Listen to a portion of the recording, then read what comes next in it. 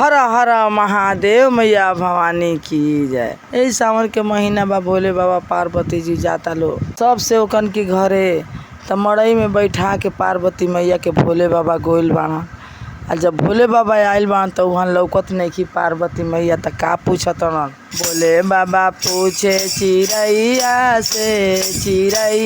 से कहाँ गोली गौरा मड़ैया से, कहाँ गोली गौरा मड़ैया। बागों में खोजल बगैचा में खोजल, बागों में खोजल बगैचा में पूछिले हारा पतैया से कहाँ गोली गौरा मड़ैया से। भोले बाबा पूछे चिड़ैया से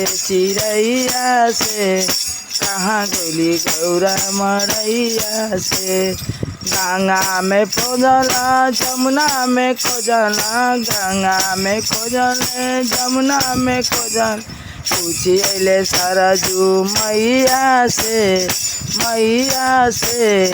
कहाँ गोली गौरा मड़ैया से, कहाँ गोली गौरा मड़ैया से।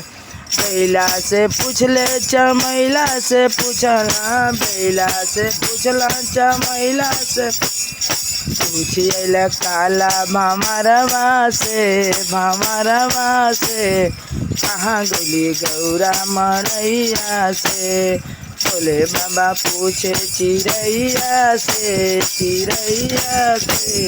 कहाँ गोली गौरा मड़ैया से। हर हर महादेव मैया भवानी की जय।